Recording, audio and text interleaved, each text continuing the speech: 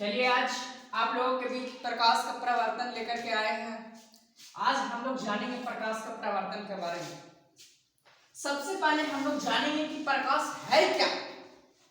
सबसे पहले जानेंगे प्रकाश कहते हैं किसको, प्रकाश कैसी रेखा में चलती है, साबित कीजिए। प्रकाश को हम लोग देख सकते हैं या नहीं देख सकते हैं, साबित कीजिए। तो सबसे पहले प्रकाश के बारे में हम लोग समझेंगे। तो ध्यान देना कि प्रकाश वह कारक है जिनकी सहायता से हम वस्तुओं को देखते हैं। जैसे बात किया जाए कि अगर कैसे बात किया जाए कि एक घर में सारे खिड़की दरवाजा को बंद करते हैं। अब बंद करने के बाद हम वहां की वस्तु को देखते हैं। घर में जो रखी हुई वस्तु है वो स्पष्ट रूप से दिखाई नहीं देती। कारण क्या है? कारण यह है कि वहां प्रकाश नहीं है। लेकिन हम मोमबत्ती लालटेन जलाते हैं तो उस घर की वस्तुओं स्पष्ट रूप से दिखने लगते हैं। क्यों? क्योंकि यह प्रकाश, इससे स्पष्ट होता है कि प्रकाश के उपस्थिति में हम लोग वस्तु को देखते हैं। ध्यान देना कि प्रकाश कैसी रेखा में चलती है। तो प्रकाश हमेशा सीधी रेखाओं में चलती है। कैसे? जैसे बात किया जाए कि घर में छिद्र के माध्यम से जब सूर्य की प्रकाश घर में आती है तो उसमें धूल कण उड़ती हुई प्रतीत करते दिखाई पड़ती है। उससे हमें पता चलता है कि प्रकाश हमेशा सीधी रेखा में चलती है। या नहीं तो फिर एक और उदाहरण देते हैं। कुहा के समय में अगर हम लोग टॉर्च को बारते हैं तो उससे स्पष्ट रूप से पता चलता है कि प्रकाश जो है सीधी रेखा में चलती है। अगला है प्रदीप्त वस्तु और अप्रदीप्त वस्तु। प्रदीप्त और अप्रदीप्त वस्तु।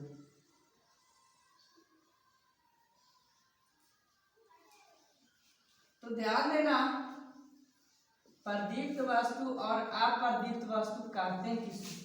तो प्रदीप्त वस्तु वैसे वस्तु को कहते हैं जो प्रकाश उत्सर्जित करता है। जैसे सूर्य जो है ये प्रकाश देती है।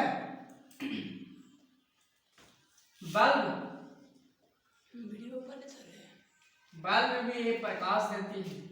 तो जो प्रकाश देती है वो प्रदीप्त वस्तु कहलाती है, जो प्रकाश नहीं देती है वो अप्रदीप्त वस्तु कहलाती है। जैसे लकड़ी प्रकाश नहीं देती है इसलिए ये अप्रदीप्त वस्तु कहलाती है। अगला पॉइंट है किरण। तो किरण कहते हैं कि किसको? तो ध्यान देना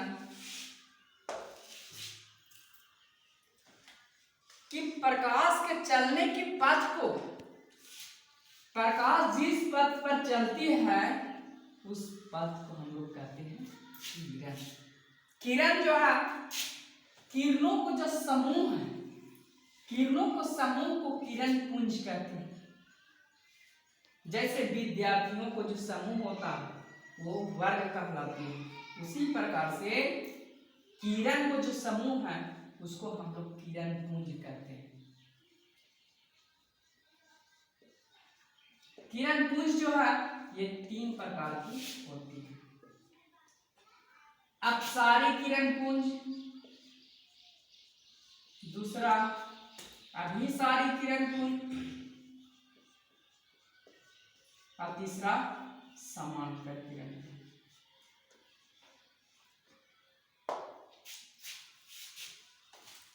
चलिए,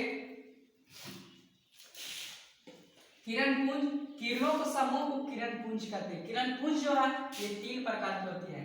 अपसारी किरण पुंज, अभिसारी किरण पुंज और समांतर किरण पुंज।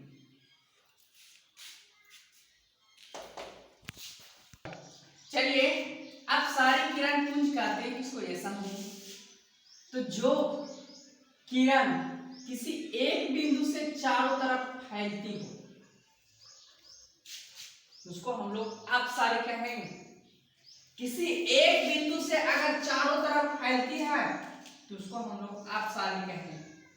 लेकिन अभिसारी कि चारों तरफ से किसी एक बिंदु पर आकर के मिलती है, किसी एक बिंदु पर आकर के मिलती है तो वैसे किरण पुंज को अभिसारी किरण पुंज कहते हैं। अपसारी किरण पुंज जो किसी एक बिंदु से चारों तरफ फैलती है उसको हम लोग अपसारी किरण पुंज कहते हैं। लेकिन चारों तरफ से किसी एक बिंदु पर आकर मिलती है उसको हम लोग अभिसारी कहते हैं। लेकिन समांतर किरण पुंज तो किरणों को वैसा समूह, सबसे पहले समांतर रेखा कहते हैं जिसको मैथ में पढ़े होंगे कि समतल में स्थित वैसी दो सरल रेखा अगर बीच की दूरी बराबर है तो उसको हम लोग समांतर रेखा कहते हैं।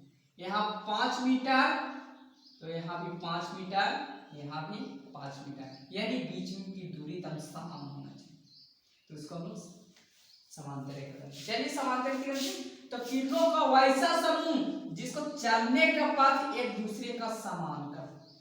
अगर बात किया जाए कि यहाँ 5 मीटर है तो यहाँ कितना होना चाहिए, जब समान है बराबर है तो यहाँ भी 5 होना चाहिए, यहाँ 5 है यहाँ भी 5 होना चाहिए 5। यानी चलने के पथ एक दूसरे के समांतर होती है तो वैसे किरण पुंज को हम लोग समांतर किरण पुंज कहते हैं। अगला है प्रकाश का प्रवर्तन। प्रकाश का प्रवर्तन कहते हैं इसको, ये ध्यान दें। तो जब प्रकाश की किरण, जैसे मान लिया जाए कि सूर्य है, जब प्रकाश की किरण किसी दर्पण के किसी भी बिंदु पर मिलती है, दर्पण के किसी भी बिंदु पर टकराने के बाद वापस लग जाती है। जब प्रकाश की किरण किसी दर्पण पर आती है और टकरा करके वह लौट जाती है तो इस क्रिया को हम लोग प्रकाश का प्रवर्तन करते हैं। प्रकाश के प्रवर्तन के दो नियम, प्रकाश के प्रवर्तन के दो नियम। पहला नियम, ये किरण आती है, जैसे यहाँ सूर्य की प्रकाश, ये दर्पण है, ये दर्पण है। जब प्रकाश की किरण किसी दर्पण पर आती है तो इस किरण को हम लोग आपतित किरण कहते हैं। अगर पूछा जाए कि आपतित किरण कहते हैं किसको, तो जब प्रकाश की किरण किसी दर्पण पर आती है तो वैसे किरण को हम लोग आपतित किरण कहते हैं। लेकिन आने के बाद वह लौट जाती है, यानी टकरा करके लौटती है, तो उस किरण को हम लोग परावर्तित किरण कहते हैं। लेकिन आपतित किरण और परावर्तित किरण एक दूसरे के जिस बिंदु पर मिलती है उसको हम लोग आपतन बिंदु कहते हैं। अब आपतन बिंदु पर डाला गया लंब, जो लंब डाला गया है उसको हम लोग अभिलंब कहते हैं। तो प्रकाश के परावर्तन के दो नियम है। पहला नियम कहता है कि आपतित किरण, ये आपतित किरण है, आपतित किरण और परावर्तित किरण और आपतन बिंदु पर डाला गया लंब यानी अभिलंब, तीनों जो है एक ही बिंदु पर होता है, पहला नियम।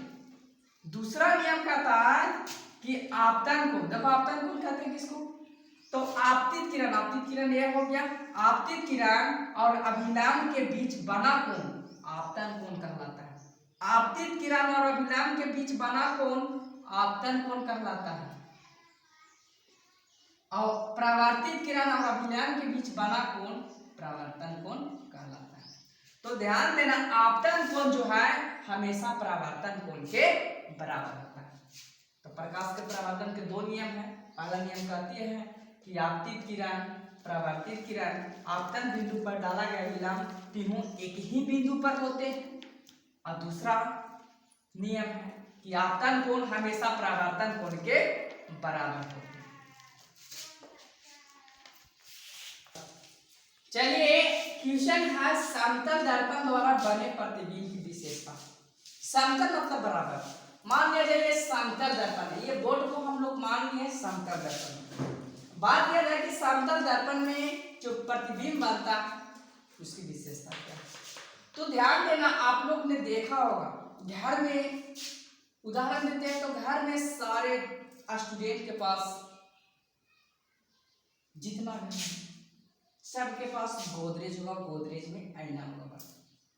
हम उसको क्यों दे रहे हैं? क्योंकि सारे स्टूडेंट के घर में रहते हैं।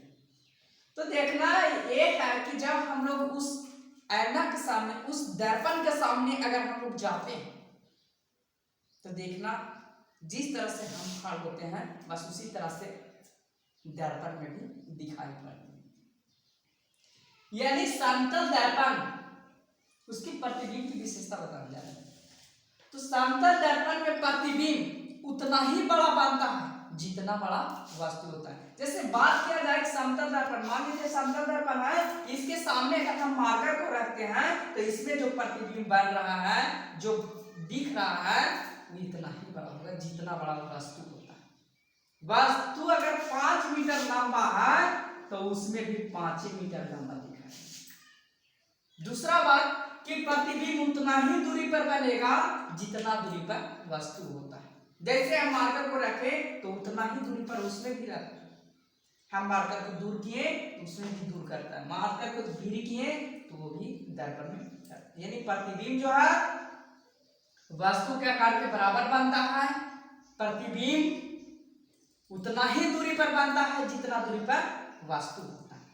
तीसरा बात है कि प्रतिबिंब जो है वो पार्श्व उल्टा बनता है। जैसे बात किया जाए कि हम लोग भी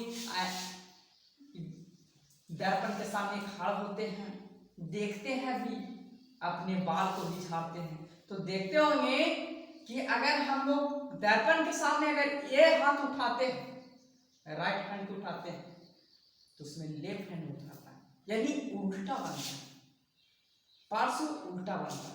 अगला है कि प्रतिबिंब जो है वो वस्तु की हमेशा सीधा होता है। तो समझिए होंगे समतल दर्पण द्वारा बने प्रतिबिंब की विशेषता कि समतल दर्पण में प्रतिबिंब वस्तु के आकार के बराबर होता है, यानी जितना बड़ा वस्तु होगा प्रतिबिंब उतना ही बड़ा बनता है। दूसरा बात कि समतल दर्पण में जो प्रतिबिंब बनता है उतना ही दूरी पर बनता है जितना दूरी पर वस्तु होता है। अभी हम बताए थे कि जितना भी हटाएंगे उसमें भी सटता है, जितना हटाएंगे उसमें भी हटता है। तीसरा बात कि प्रतिबिंब जो है वो पार्श्व उल्टा बनता है, वस्तु के बाद पार्श्व उल्टा बनता है। और याद रखना कि समतल दर्पण में प्रतिबिंब जो बनता है वो हमेशा दर्पण के पीछे बनता है। अगर आगे बनता तो हम लोग पकड़ सकते हैं, लेकिन आगे नहीं बनता है, बल्कि समतल दर्पण में प्रतिबिंब जो है हमेशा दर्पण के पीछे बनता है। चलिए अगला पॉइंट है कि चिन्ह परिपाटी क्या है। चिन्ह परिपाटी क्या है? चिन्ह परिपाटी को समझेंगे तो गोलीय दर्पण में प्रतिबिंब दर्पण के आगे तो कभी दर्पण के पीछे, दर्पण तो दर्पण के आगे तो कभी दर्पण के पीछे बनता है। प्रतिबिंब जो गोलीय दर्पण में बनता है कभी दर्पण के आगे तो कभी दर्पण के पीछे बनता है। इसी को स्पष्ट करने के लिए एक चिन्ह को हम लोग उपयोग करते हैं और उसी को हम लोग चिन्ह परिपाटी कहते हैं। समझ गए होंगे चिन्ह परिपाटी कि समतल दर्पण में गोलीय दर्पण में